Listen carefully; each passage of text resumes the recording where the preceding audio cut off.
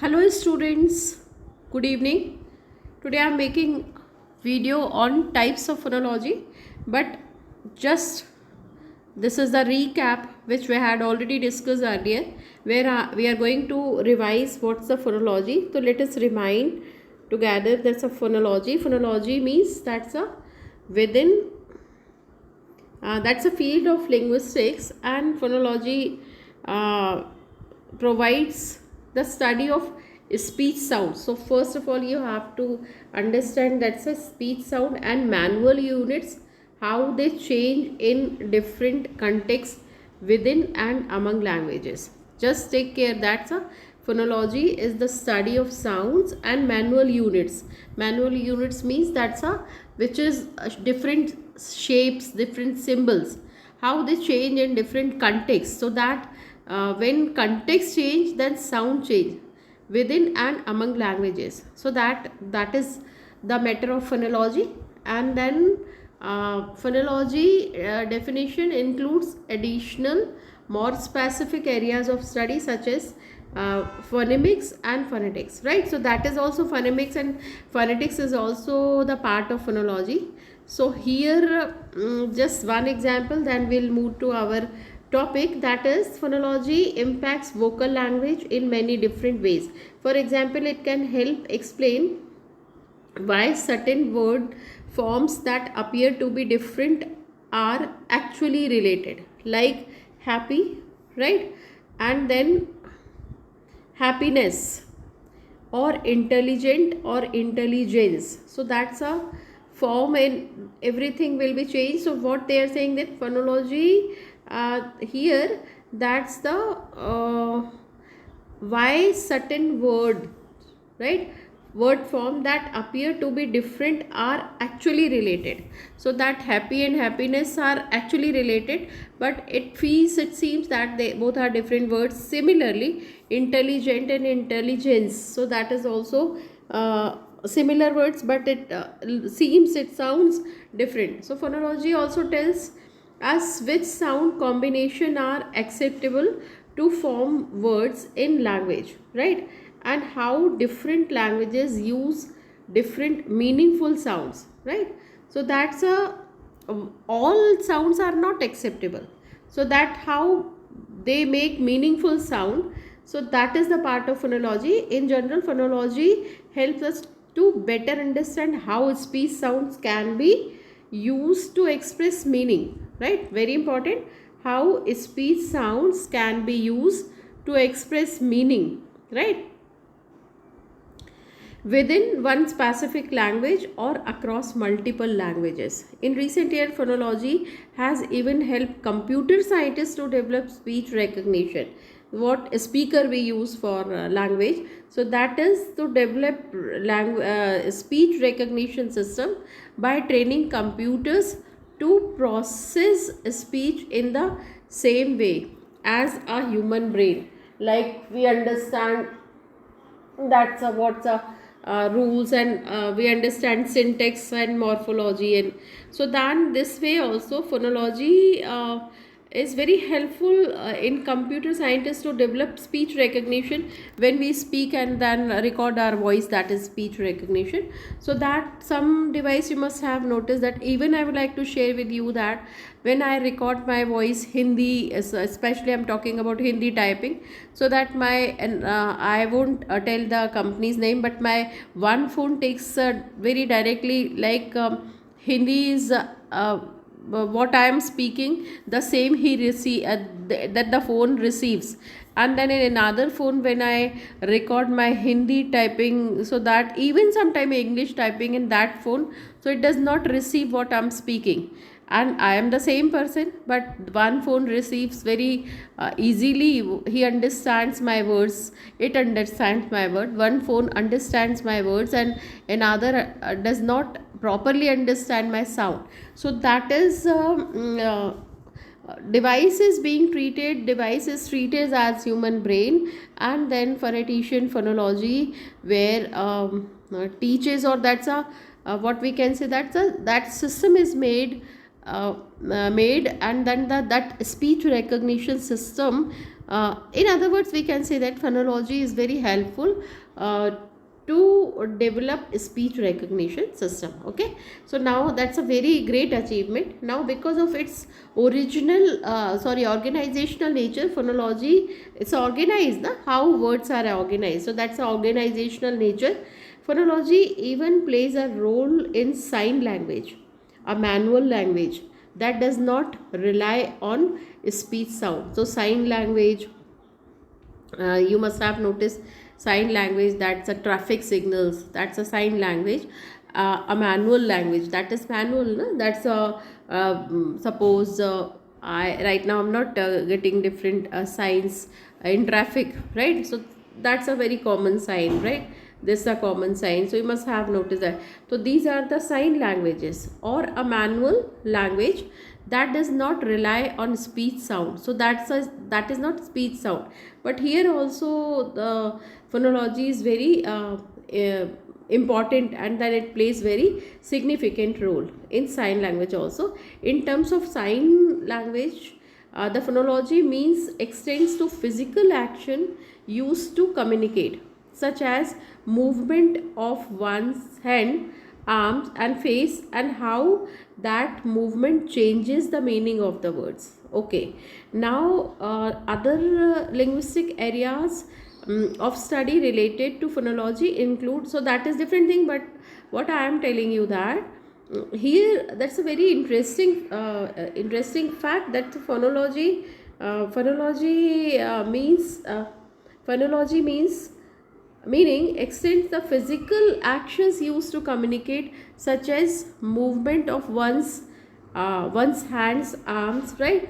So that movement and face, and how that movement changes the meaning of words. So that movement, for example, phonetics, that's also part of phonology. So when in phonetics we said that's a open this much mouth, and then all oral sounds are vowel sounds. Why? Because their mechanism, that's a mechanism, there is no lock, there is no like free air passes, whatever. So that is similarly according to movement, that's a hand movements, arm movement, facial expression, lip movement.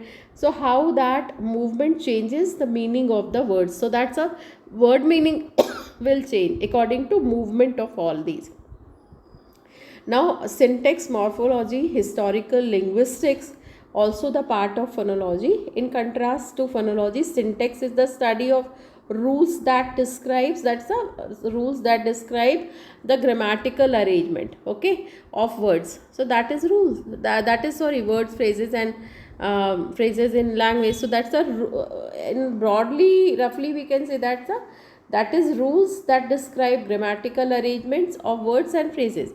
Okay, syntax is a subdivision of grammar, as is morphology, is the study of formation and structure of words. So that's the study of formation, how words are made, how words are formed, and what's their structure. That is the study of morphology. And historical linguistics also differ from phonology in that it studies the evolution and changes of language over time. For example, that is thou, right, and thee, right? So these are the changes, because these words have been replaced by you, your, right? So this is the study of historical linguistics, and that's a part of phonology. Okay, now come to the today's agenda. What I am here I am telling you that's very important, which we are going to discuss now. That is, wait a minute, that's a yes, type of phonological type of phonology, right? So that's a phonological process. So how phonological process takes place, here we are going to discuss. That is, please understand, that's a very good text actually I found, that's why I'm making video on it. That's a, when children learn to speak, just say imagine that when you were child, and then you were learning to speak, so that they need to use a wide range of sounds, so that for one thing, sometimes they speak, I want to have this, so they elaborate this, they describe the thing, because they are not able to speak directly, they don't have words, right? And that's why they need to use a wide range of sounds for one thing. However, due to complexity of speech sounds and cognitive demands of language learning, children may experience difficulties producing and perceiving certain sounds. So sometimes they are not able to produce that particular sound, and even sometimes they are not able to understand that certain sound. So that is why they feel problem. And so children pronounce words the best way they can. So each children tries to uh, like he tries his best to speak, but then this is why children pronounce words like rain as vain, because they are just try to catch the word in, but then what's the exact word? So then they speak rain, they speak when instead of rain, and they speak pain, and then the plane, so that's a pen or pain, pen they speak, right? So that is the sound. Now while this may be cute, it is normal aspect of language learning that is worth examining. So that is worth examining. Children do this because they are learning to synchronize the movement of their tongue, lips, right? Tongue, lips, jaw, teeth and palate in order to produce speech sounds, and all children make errors in their speech sounds during their process. So why? Because they are learning to synchronize the movement, means how my mother speaks, so they notice the movement of tongue, lips, jaw, teeth, palate, they notice. And then why they notice? Because they, in order to produce speech sounds, so they try to imitate parents or try to imitate speaker, and all children make errors in their speech sounds during this process. And then they of course because they are children, they are not able to speak, they are not able to copy of the same what we can say that movement of lips and all. So that's why they make mistake. Now what are phonological processes? So that's a first. Phonological processes are pattern of sounds. What is the process of phonological process? That's a patterns of sound substitutions, right? That children employ to simplify their speech. So they are that's a patterns of sound substitution. So that children employ to simplify their speech. So then different patterns of sound substitution. P, so instead of P they will speak B or C. So that is pattern of sound substitution that children employ to simplify their speech. So in what, instead of P, if they are comfortable with G, so that suppose pin, so they may speak din or sin or something. Why? Because they are comfortable with that sound.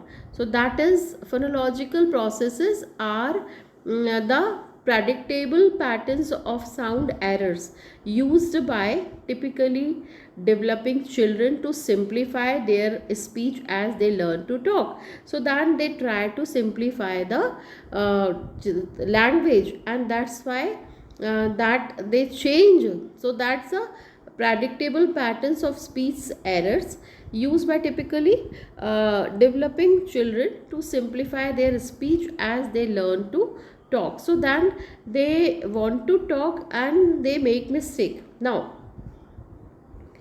while young children hear the speech sounds, what's the speech sound? So then just listen, just read. That's a speech sound. Okay, we'll see later on.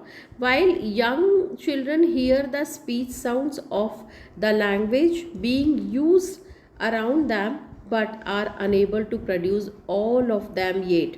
So that's a why when a child listens,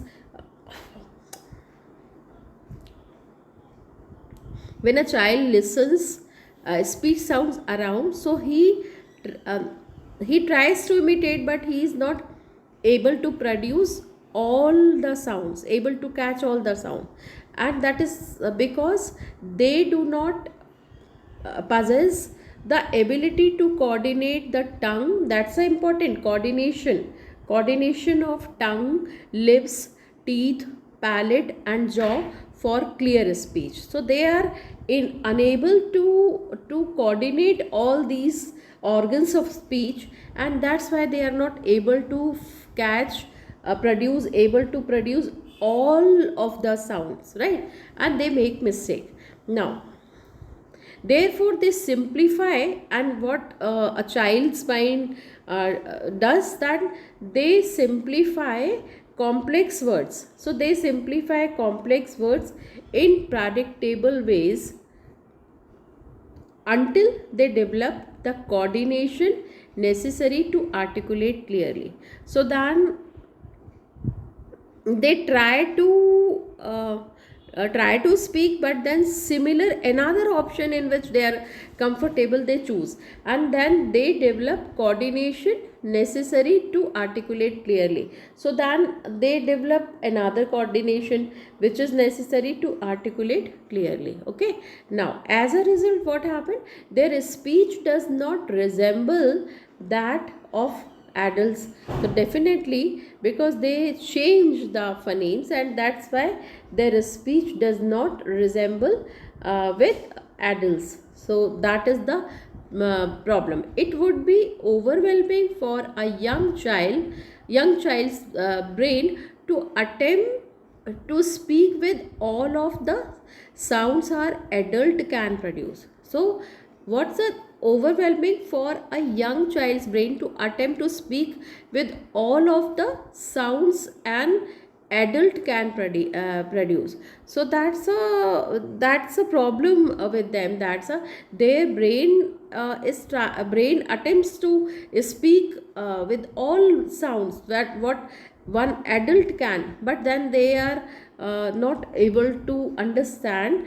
And then to make speaking easier, the child's brain develops rules. So that's what the psychology says, that to make speaking easier, child's brain develops rules known as phonological processes. So that rules are called phonological processes. When he tries to simplify or tries to make rules easier, so the child's brain simplify speech sound and make words easier to say. So he develops some rules, and then he simplifies the speech sounds, and then words he tries to make words easier. Okay, now for instance, here you can be able to understand that's for instance, producing sounds at the back of the mouth such as K. When you speak K, you notice please your tip of the tongue, K. Tip of the tongue touches back of the lower teeth, K. And G. So G is that's a G, tip of the tongue touches to upper, that's the roof of the upper teeth, G. Can be challenging for young children. So that K and G sound, it can be challenging to them, and many children simplify this by implementing a rule, the phonological process. So they simplify, and then they implement the rule that says that for a sound produced at the back of the mouth, change it to a sound produced at the front of the mouth where it's easier. So then back of the mouth they feel difficulty. So as a result, K becomes T and G becomes D.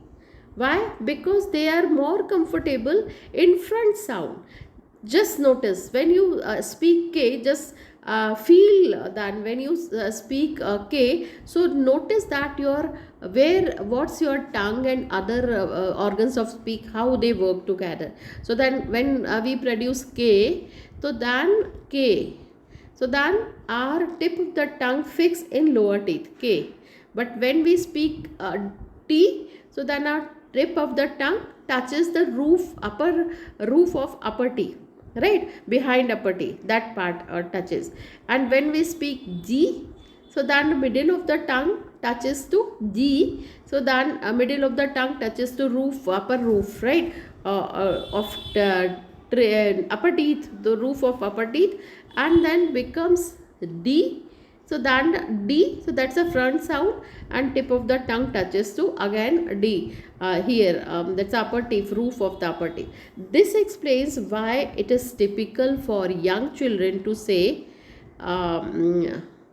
kitty cat. So they are not able to speak kitty cat, so they speak titty tat. Why? Because K and C, the sound K and C, so they are more comfortable with T instead of C. So they said titty tat, right? So that's a T. Further, that's a tat. So T is comfortable to them, and that's why K instead of G, right? So that's they speak another. They replace word T with T. They replace K with T, and then G with D, this way. Okay, now so that is a very good explanation. Now it's important to note that these rules are beyond the children control, right? And then they do not choose to omit consonants as the end of the words or alter sounds. Their brain does it automatically, and then they may not even be aware that they are doing it. What's so important here? That's these rules what they have developed in their brain. So these rules beyond the child's control, where they say kitty cat, titty tat, right? So that rule he has generated in his mind, but they do not choose to omit consonants. So they use number of consonants which are used in original spelling, right, at the end of the word especially, and alter sounds. They are not able to do it. Their brain does it automatically. They may not even aware about it that their brain is working this way, but then their brain understands and it develops a rule, right? Now very important part, types of phonological processes. So that's a first, at a certain ages we anticipate that children will use phonological processes. So we can say that when 6 7, before 6 7, so then at this stage we anticipate that such students, they will use phonological processes. It's only a problem when children don't attempt to outgrow the use of these processes beyond the typical period. While most children naturally outgrow this stage, others may require speech therapy to overcome it. See, what they are saying, that it's a problem when children don't attempt to outgrow the use of these processes beyond the typical period, and when they stammer, तुतलाते हैं बच्चे, right? While most children naturally outgrow this stage, and then when they are grown up, and then automatically they outgrow from this stage, and others may require speech therapy to overcome it. And I would like to share with you one of my daughters. She used to stammer, and she used to speak mela hai, this way she used to speak. So then her brain was not able to outgrow from these processes, and that's why that was not natural outgrow, and then she was not able to come out from that stage, and then we had to take her to a speech therapist. Then some articles were used, and then later on she was able to speak clearly. So that depends of a child's mind, right? Now all children use some types of phonological processes, and all children, so there are different types of phonological processes. Let us explore the types so that you can understand how they work. And here are some types of phonological processes. So number one, assimilation. Assimilation is a phonological process in which a sound becomes more similar to a neighboring sound in a word. What? Sound becomes more similar to a neighboring sound in a word due to influence of that neighboring sound. Why? Because for example, when you understand read the example, you will be able to understand.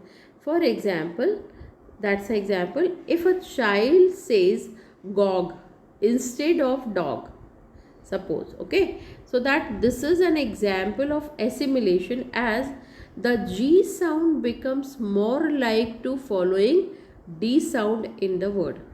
So G and D, assimilation is phonological process in which a sound becomes more similar to a neighboring sound, right, in a word due to influence of that neighboring sound. And what's the neighboring sound? What's the meaning of neighboring sound here? That's the same, cog, dog, right? So that's a functioning is almost same, and that's why D G is replaced by D.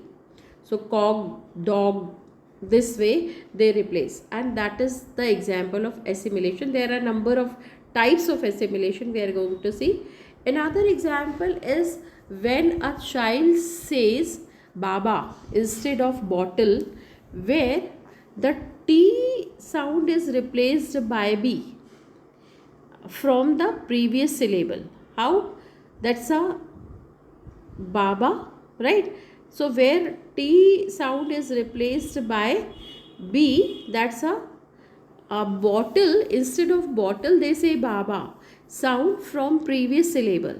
So that's a that's a bottle instead of baba. So instead of bottle, a child is speaking baba, where T sound is replaced by B, right? So then next B, that's a tull, bottle, B sound from the previous syllable. This is known as regressive assimilation.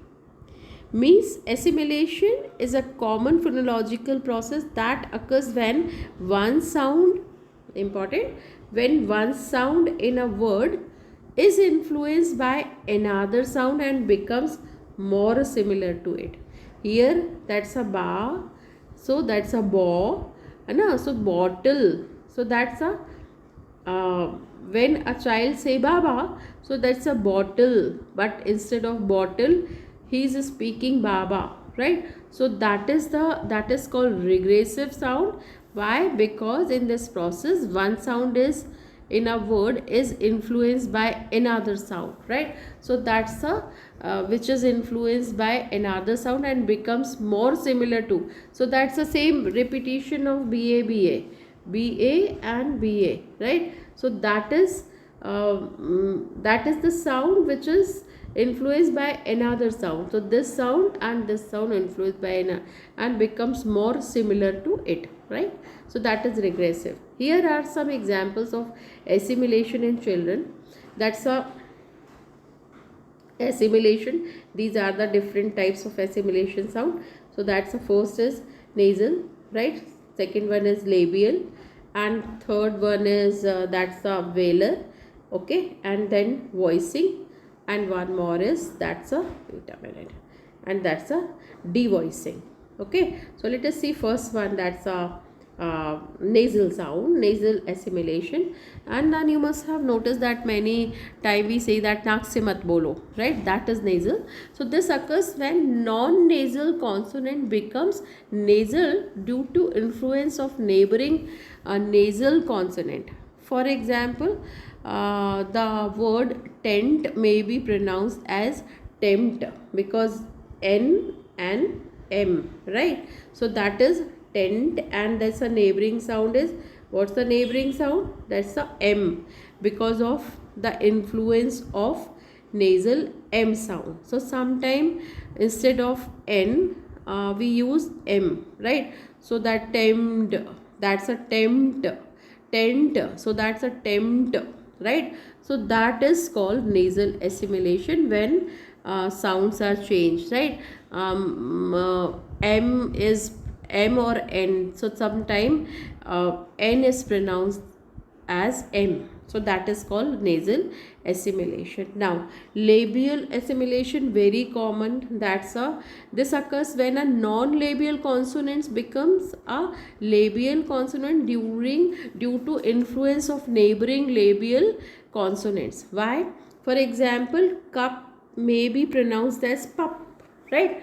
Why? Because of the influence of P. So that's the that per, right? So that per and C becomes also P, right? So that is occurs when non-labial, that's a non-labial. Which one is non-labial? Cup is non-labial consonant, becomes a C. C is non-labial consonant, and then becomes a labial consonant due to influence of neighboring labial consonants. So what's the labial consonant? That's a P, right?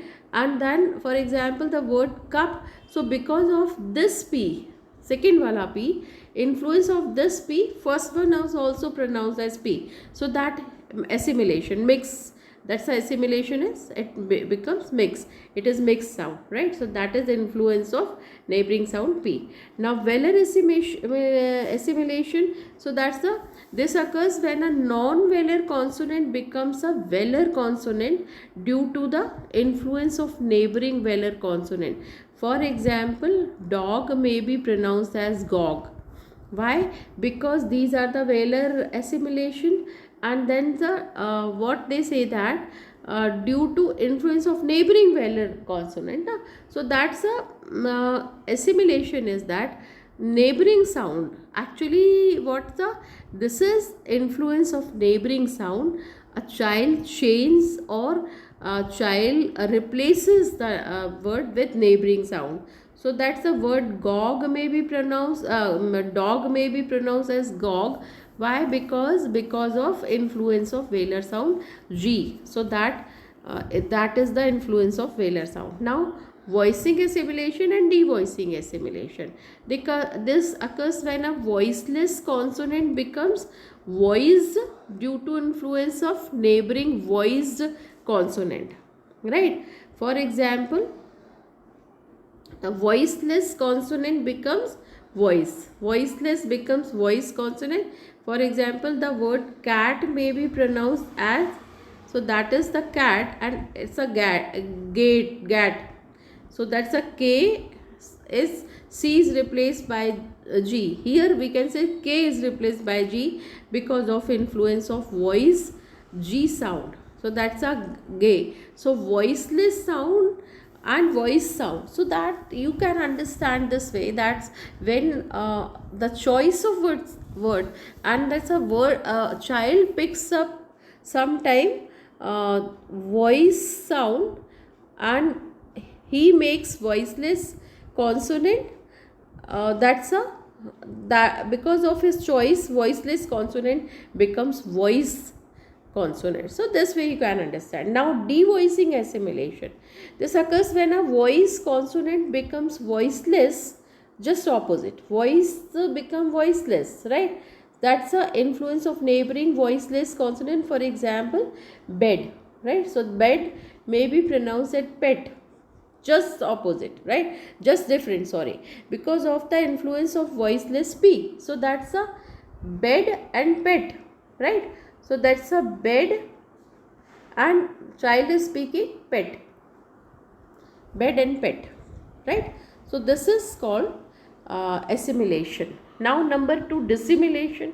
Dissimilation is a phonological process in which a child changes a sound in a word to make it more distinct from another sound in the same word. So here a sound in so what child sorry, wait a minute. What child changes a sound in a word to make it more distinct from another sound in the same word. For example, the goal of dissimilation is to make the word easier, right? So to make the word easier to say, or to avoid a difficult sound sequence, so that, for example, I'm giving you another example. Wait a minute, let us see what example they are given here. A child might pronounce the word yellow as yo-yo, right? So that's a yellow and yo-yo, right? To avoid the difficult sequence of two I, right? So two year, right? So yo, so that's a two L, they are not able to yellow, la is they are not able to speak. And similarly, child might pronounce the word spaghetti as pescetti, right? Spaghetti to avoid difficult sequence of two S sounds. So that is very tough to him, and that's why spaghetti. So what he says that pescetti, this way they pronounce. Okay, so dissimilation is a common phonological process in young children's speech development, and it typically disappears as their speech becomes more mature. So why? Because it typically disappears as their speech becomes more mature, and then automatically it improves by the time, right? So that is, parents and caregivers can help children overcome dissimilation by modeling correct pronunciation and providing gentle correct when needed. So then we have to point out, we have to improve. Parents sometimes they improve time by the time to time, and this way that's a common problem of dissimilation will be overcome, right? There are several types of dissimilation that can occur in children's speak. Here are some examples. Regressive dissimilation. So what's in this type of dissimilation? A sound that comes later in the word influences that sound that comes before it. What? Regressive means regressive, from previous, right? So a sound that comes later in the word influences the sound comes before it. How? Later, that's a influences the sound that comes before it. For example, a child might pronounce the word apple, right? So he might pronounce apple is at apple, app, because the L sound is influenced by P sound that comes after it. So that's a in apple, so that's a L sound is influenced by the P sound that comes after it. So that's a apple. For example, child might pronounce the word apple as app, right? Why? Because L sound is influenced by P. So because of P we can say that P dominate the L sound, and that's why it becomes that comes after it.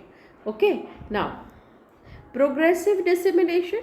In this type of dissimilation, a sound that comes earlier in the word influences the sound that comes after it. For example, a child might pronounce the word banana as banano because the second N in this second N in the spelling sound is influenced by the first N. So that N is in his mind. So that banana, so that's a na na na. So that he is listening N. So this type of dissimulation, a sound that comes earlier in the word influences the sound that comes after it. So that is the progressive, because the sound progressive na, so that's the earlier sound, right, influences the sound that comes after it. So earlier sound impresses, earlier sound influences, and that's why he repeats, right. And here what happened, regressive dissimulation here, why change that occurs, because the a sound that comes later, right, influences the sound that comes before it. So later sound influences before one, so just opposite. Okay, now total dissimulation. In this type of dissimulation, a sound is completely changed or eliminated from the word. For example, a child might pronounce the spoon as poon because S sound is eliminated. So that is total dissimulation. Here S, he is not able to speak, or he does not speak. Why? Because spoon, so he says that poon, because S is eliminated. So that is total dissimulation. Okay, now partial dissimulation. In this type of dissimulation, a sound is changed only slightly from its original pronunciation. For example, a child might pronounce the word water as wawa, right. So water as wawa, because T sound is changed to W. So that this T sound is changed to W. Okay, so that is partial wawa. So water he is not able to. So these types of dissimulation can occur in combination with other phonological processes such as deletion, substitution, addition, as children develop their speech skills. So that as we develop our speech skills, so then by the time these processes, dissimulation can occur in combination with other phonological processes, that is called deletion, substitution and addition. Now deletion, what is deletion? Deletion, as name suggests, that is a common phonological process in which a child omits or leaves out a sound or syllable, even sometimes sound, sometimes syllable in a word. This process is a natural part of children's speech development as they learn to produce more complex sounds and syllables. There are several types of deletion that can occur in children's speech. Final consonant deletion. In this type of deletion, a child leaves off the final consonant in a word. For example, the word cat may be pronounced as cat. So T is deleted. Cat, just cat. Okay, now cluster reduction. So that's as number of words, right. In this type of deletion, a child leaves off one or more consonants in a consonant cluster. For example, the word stop may be pronounced as top, right. So that's T is deleted.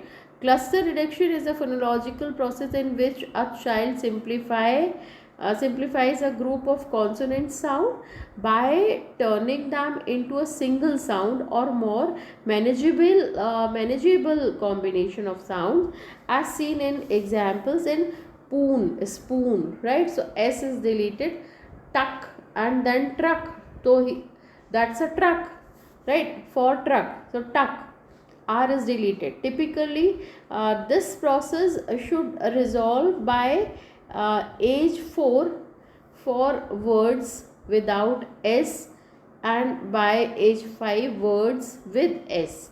So that is, this process should resolve by age 4 for words without S, and age 5 for words with S. So that should be clear at this age, so that it should not become habit. Syllable deletion. In this type of deletion, a child leaves off an entire syllable in a word. Weak syllable deletion is a phonological process in which a child deletes an unstressed syllable in a word, such as saying nana, so instead of banana, so nana, than, or putter, computer, so he speaks putter. Typically this process resolves by the age of the 4, right? Unstressed syllable, so that's the example of stress deletion, syllable deletion. Now here unstressed syllable deletion. In this type of deletion, a child leaves off an unstressed syllable in a word. For example, the word potato may be pronounced as tato, right? So that's a po, that's a disappeared. Unstressed syllable deletion. So that's a not a stress syllable, but that's a unstressed. Tato. So stress means where we put pressure, so that is tato, of course. So po is actually unstressed syllable, so these unstressed syllables are deleted by a child. Okay, now it is important to note that while deletion is a normal part of children's speech development, it should decrease as a child's speech becomes more mature. So that it should decrease as a child's speech becomes more mature.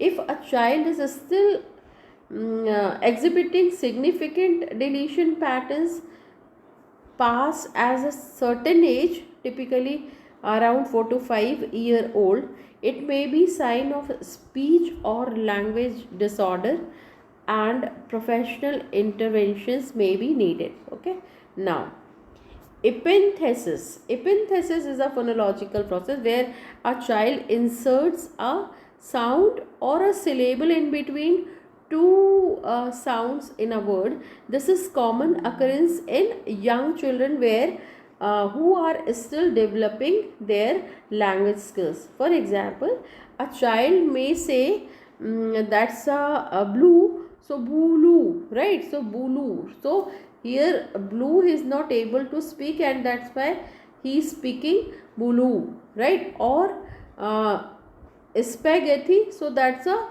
super spaghetti, this way, right? So the child is inserting an extra sounds in the middle of the word to make it easier to pronounce, right? So epenthesis is a normal part of language development, and most children grow out of it by the age of 4 or 5. However, if a child continues to use epenthesis beyond this age, or if it is accompanied by other speech difficulties, it may be a sign of speech or language disorder and may require professional intervention. Now, metathesis. Metathesis is a phonological process where a child switches the order of two sounds in a word. What? So what he does do, that's a when where a child switches the order of two sounds in a word, right? How? In a common occurrence in young children who are still developing their language skills. So for example, a child may say aminal instead of animal. So he speaks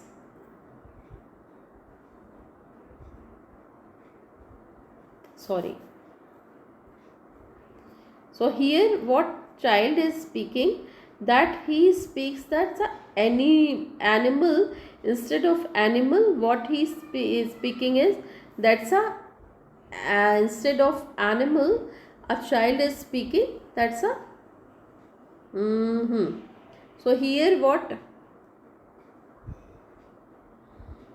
yes, so that's he switches, and then instead of animal he is speaking aminal. The child is switching the position of an and m sound in word.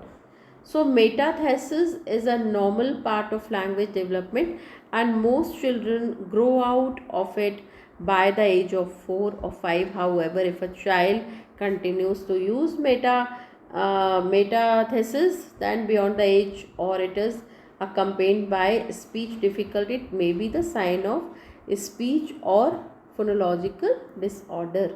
Now, What is phonological disorder? If a child continues to exhibit phonological process beyond the expected age range, or if the child uses an excessive amount of phonological process that hinder their speech intelligibility, it could be a sign of phonological disorder. It can be challenging to cope with having a child whose speech is unintelligible to others, as this can lead to frustration for the child. Children with phonological disorders may exhibit tantrum such as crying, screaming, sighing, right? So that's loudly, and then stomping or throwing objects. So they may display aggressive behaviors such as biting, hitting, pulling, and shoving, often due to feeling misunderstood and unable to effectively communicate their wants and needs. These behaviors not only affects the child but also the parents or caregiver. However, parents can take solace in knowing the most children will exhibit improved speech intelligibility over time, and speech language pathologists and their teams are available to help. Consistent speech therapy can be highly effective in targeting phonological process, leading to faster improvements in speech intelligibility. So that is somewhat the uh, about the phonological process. Okay, so thank you so much. God bless you.